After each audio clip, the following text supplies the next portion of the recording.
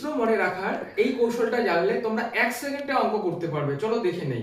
দেখো এখানে দুটো সূত্র রয়েছে, একটা a প্লাস b হোল স্কয়ারের, একটা a মাইনাস b হোল স্কয়ারের। এই সূত্রগুলো কিন্তু আমরা সবাই জানি। তোমরা জানো কি এই দুটো সূত্র যোগ করে নতুন একটা সূত্র তৈরি হয়? চলো দেখে নেই কিভাবে। দেখো এটা 1 নম্বর নাম দিয়েছি, এটা 2 নম্বর নাম দিয়েছি। এখন আমরা করব কি 1 নং সূত্র এবং 2 নম্বর সূত্র যোগ করব। এবং যোগ করার নিয়ম কি 11 11 যোগ করি, রাইট হ্যান্ড যোগ করি, তাই তো? তো আমরা 11 11 যোগ করব, কি হবে a plus b whole square plus a minus b whole square.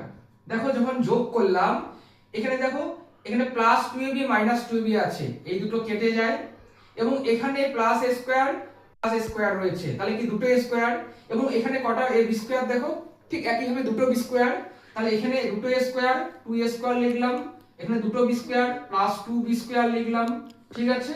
এখন বাঁদিকে যা আছে তাই a plus b whole square plus a minus b whole square, ঠিক আছে? এইখান থেকে 2 কমন গেল, তাহলে কি থাকে a square plus b square, ঠিক আছে? তাহলে এইটাই একটা সূত্র তৈরি হয়, নতুন সূত্র, যার নাম আমরা 3 দেই। এই সূত্রটা বিভিন্ন কাজে ইউজ হয়, বিভিন্ন অঙ্কের ক্ষেত্রে ব্যবহার হয়। এখন দেখো আরেকটি মজার বিষয়, এই সূত্র থেকেও আরেকটা নতুন সূত্র তৈরি হয়। কিভাবে দেখে নেই।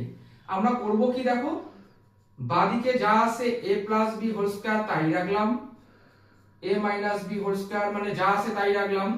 এবার করব কি এই রাইট হ্যান্ড সাইড থেকে শুধু a প্লাস b হোল স্কয়ারটাকে নিচে নিয়ে আসব লেফট হ্যান্ড সাইডে। কি হবে তাহলে a square plus b square সমান সমান 2 হয়ে গেল। এটার নাম দিলাম 4 নাম্বার। এই সূত্রটা ভেরি ইম্পর্টেন্ট এবং চাকরির পরীক্ষার ক্ষেত্রে এখান থেকে খুবই অঙ্ক আসে।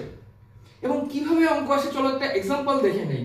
দেখো আমাদের एग्जांपले দিতেই পারে 0.3 plus 0.1 whole square plus 0.3 minus 0.1 whole square divided by 0.3 whole square plus 0.1 whole square equal what?